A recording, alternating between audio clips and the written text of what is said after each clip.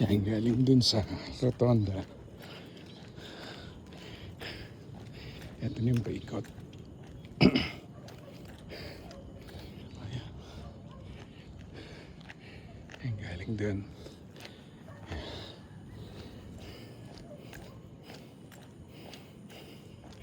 Yan. Diwa. Nakalapag ng ano ba? Ito yung pinakamarami.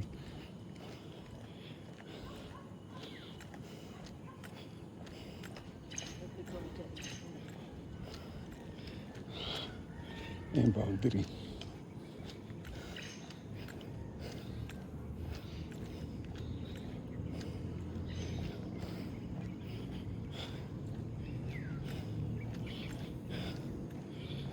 Ito naman.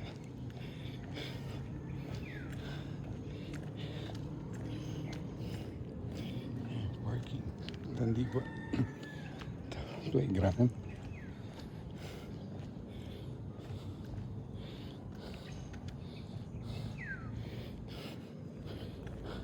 Ah, taba. Nakakabis na ako ng 1 pounds. Pounds. Pound lang yun. 1 pounds. Parang hindi makakuha lang. Yan, paikot tayo. Yan, boundary.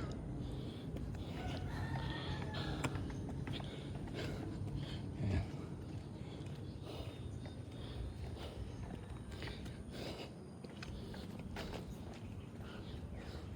Hanggang box tuwing umaga. Okay.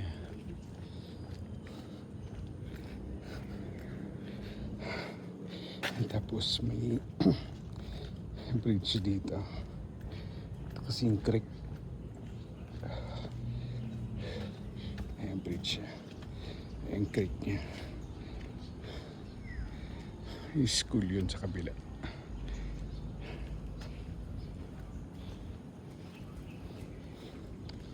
Ayan, creek. Ito ibang building naman to.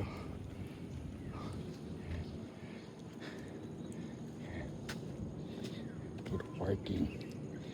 Literal na ang open space dito siguro mga 72 sa 70% open space. Yan. Okay, pang building ulit yan. Then, ito yung palabas naman ng papunta lang ng main gate. Ayun, papuntang pool sa garden. Mamaya na tayo dun. Dito muna tayo. Nagwa-walking kami. Nagpapasexy si Mrs. Yan si Mrs. Gusto niya maging kasing katawan yung mga... Yan. Pero ang sarap talaga. Panalo kami dito ni Daddy. Ayan. Parking. Sa ibang building naman yan. Yan, Kundiman.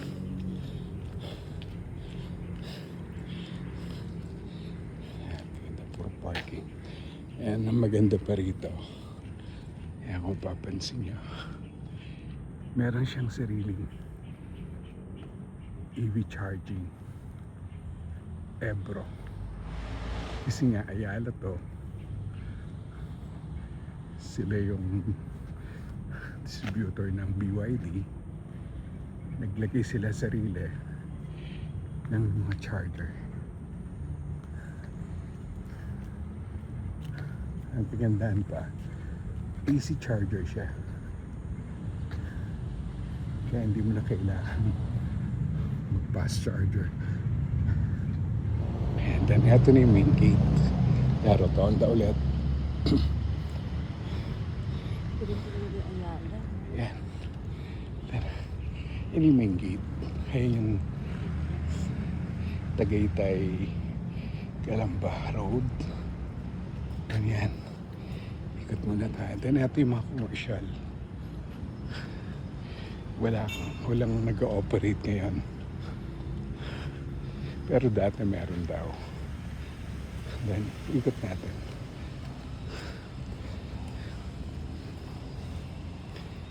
Yan.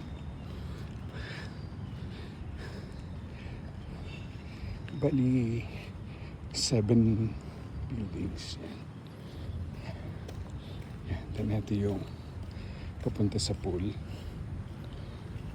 Yan. Yan yung pool. Tatanong ka na. Then, ang maganda rito, marami siyang mga kabanas. Yan. Ito yung pinakamalaki. Then, nandun. Then, meron pa doon. So, tatlo yung kabanas dito, no? Ito yung pinakamalaki.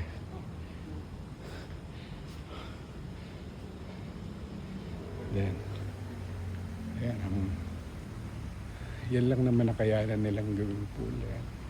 Then, meron pa dun sa likod na dalawa. Heated pool yung sa baba. Dun yung heated pool. Ayan. Yan yung pinakamalaki na pool. Parang resort lang. Yan lang. Then, ikutin natin. Dito tayo. By the way, din yung unit natin. Yan. Ito yung harana. Sa ground floor lang tayo. Okay. Pinagpawisan daw si Commander. Nabawasan na siya ng mga siguro mga 1 kilos. mga Kanina 1 7 pounds. 7 to 8 7 to 8 na guhit.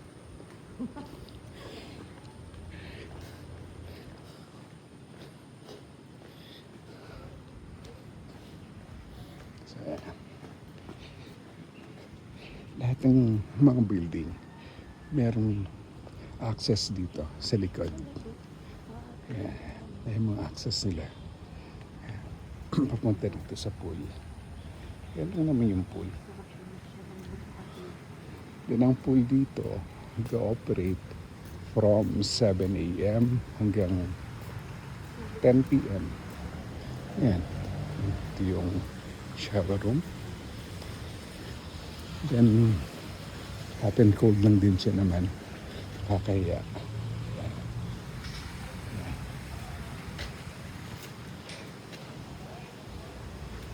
Then, ito yung mga heated pool. Yan yung dalawa.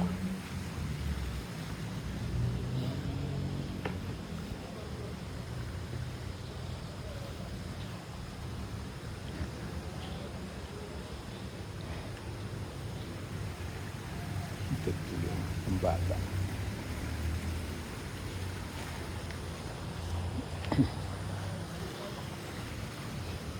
Heated pang bata yung sa baba.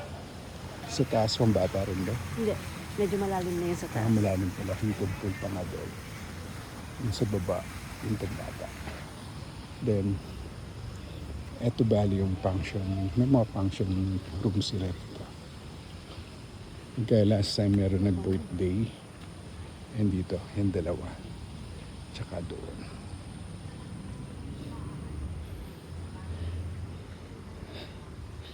Then, yan. Then dito rin yung PMO. Yung admin office sa basement. Ako may party. Ayan. Ang ganda ng mga ano nila. Receiving nila. Then, ayan, sabi ko yung papuntang Cabana. Puntahan natin yung Cabana. Tinipid nila masyado yung landscaping dito. Tinipid masyado. Kaya ganito kaganda. Ayan. Dami na man. Talagang fit na fit yung pangalan ng subdivision. Casa Luntian. Kaya yan puro greens.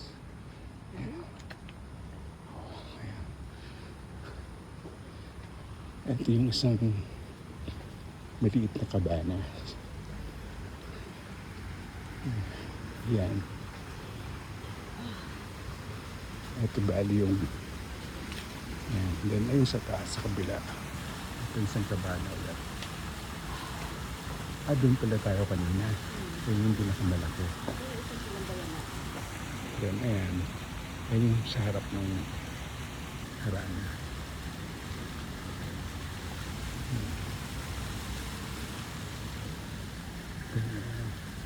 Yung, yung unit. Sa ground floor. Yan, yan. Then ito yung katana na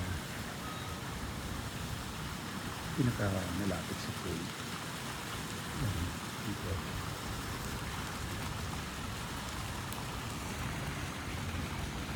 Yan. Bed, ay hindi pa dalawang bed pool. Sa gitna. Dito, pabalik tayo sa unit. Then, balik tayo sa unit. Tara. Ito, wala lang siyang, kahit wala siyang ceiling fans, presko.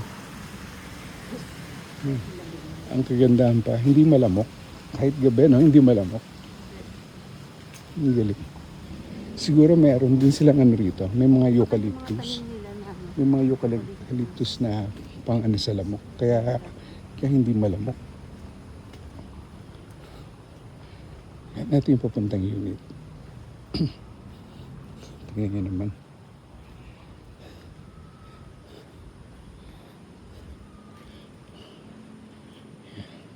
Dapat dyan kami kukuha yung sa ground floor din. Pero mas maganda kasi yung dito sa harana. Ayan, pagkagabi, guys, ang bango rito. Ito siguro yung mga naamoy na kala ko sinong pabango. Kala ko si Commander yung mabango. Yan po. Akala. Yan, kita yung landscape niya. Yung paano, kaya yung isang maliit na. Then meron din siya playground, mini playground dyan. Then ayan, commercial. Then ito na yung Harana building. Yan.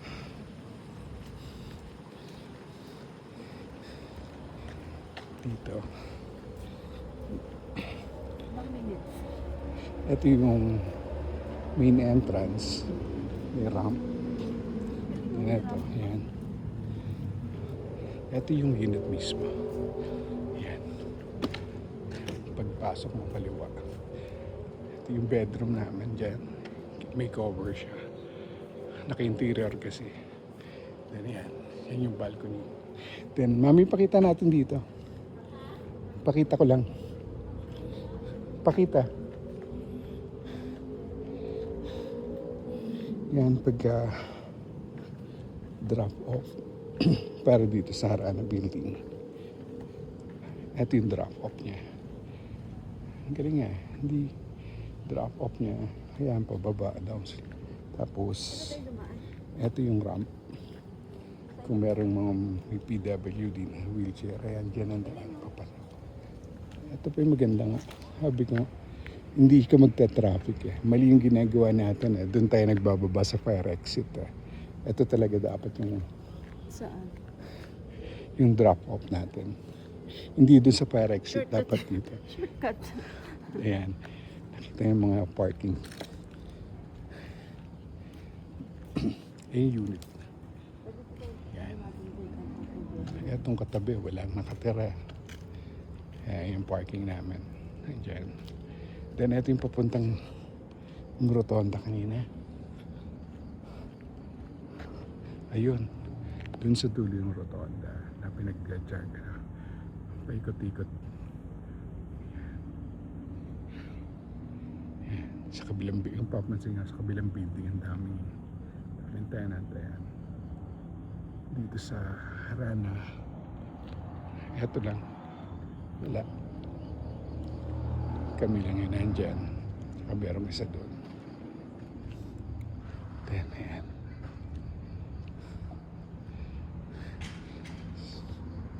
So, parking yan. Ito. Yan. Dun sa kinatatayo ni Commander. Diyan kami nagbababa. Dun kasi yung fire exit.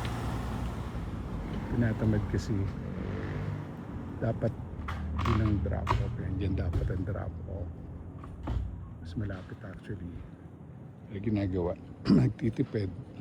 Dito kasi yung parking. Dito kami nagda-drop off. Wala kasing ganun to. Wala pang ganun tao kaya yan. Yan yung para-exit. Hotel nila po, di ba? Pagpasok kasi dyan, ayun na unit sa kanan. Hotels nila dati. Before kasi, ginawa ng Ayala. Ginawang hotel to.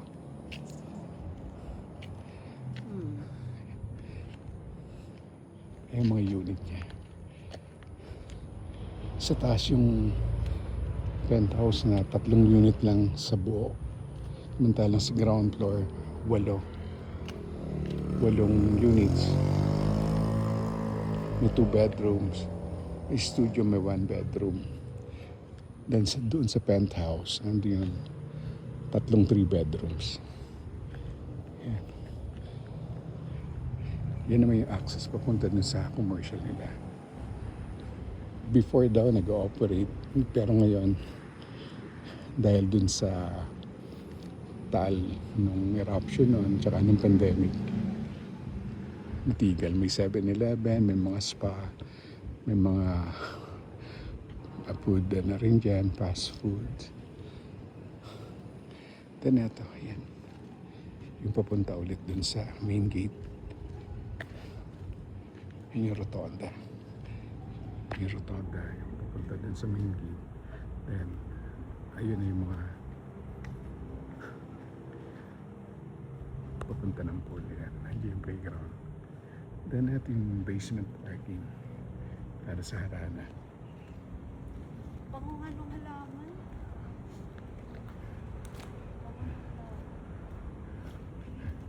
Mananawa ka sa parking dito. Kahit 4 o 10 yung dala mo kasya. Ay yung isang access papunta rin sa commercial.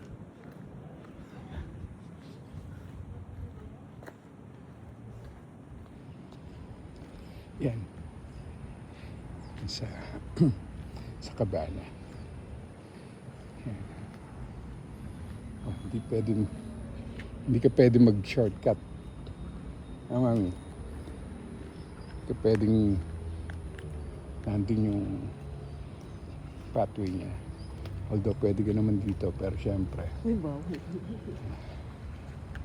para makapunta ka din sa kabana. Layo pa rin ikutin natin. Then yan na yung rotonda. Yan, may Bon Appetit. May 7-Eleven daw dyan. Then mga spa. Hindi na nag-ooperate, sayang.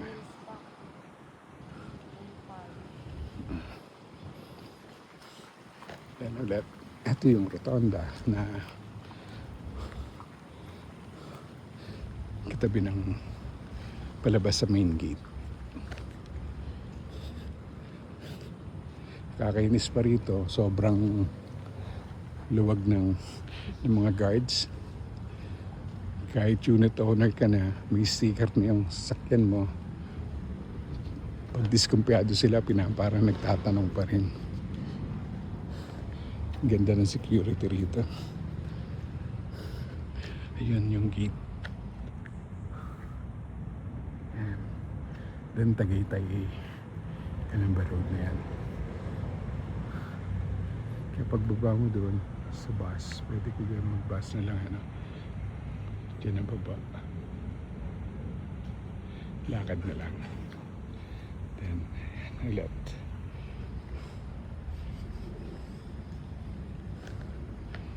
Diba? Ibala. Invite namin kayo rito para ma-experience rin. Sarap dito. Ang lapit lang. 1 oras lang from Makati ito. Tagaytay kasi.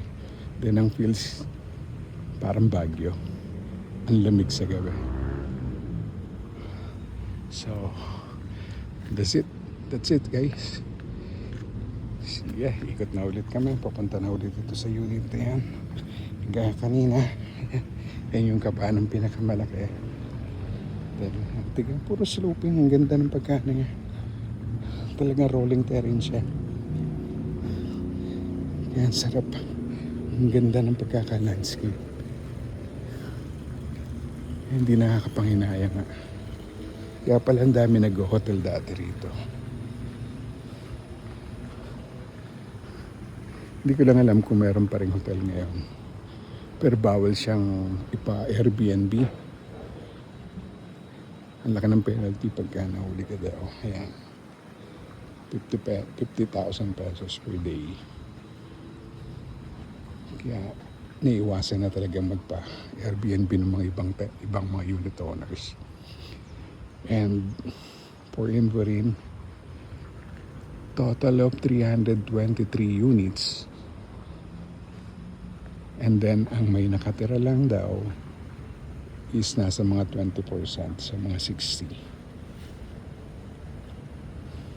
Kadalasan, puro ginagawa lang talaga nilang weekend house, weekend home. Yan, dito. Pag weekdays, wala gaano talaga. Parang sa Pico, retirement house din siya, retirement home din siya. For yung mga elderlies dito, bagay na bagay. Bagay siya. Ito yung landscaping niya. And by the way, yung unit. Yan lang. Yan ang unit. Hindi ito kasi studio lang yan. Nandun. By the way, 1 bedroom lang yung unit namin dito. 56 square meters. Pero pagka nandito kami lahat, as in lahat, yung dalawang may asawa, tsaka yung 3 apo, then yung 3 mga singles pa, kasya kami. Yung 1 bedroom, syempre, nakareserve dito kay Commander yun. Laki ng bed niya. Yung bed niya ginawa dalawang double. Kaya mas malaki siya sa king. Kasi 4, literal kasi ang 4. Pero pag ganito kalaki siguro 3 lang.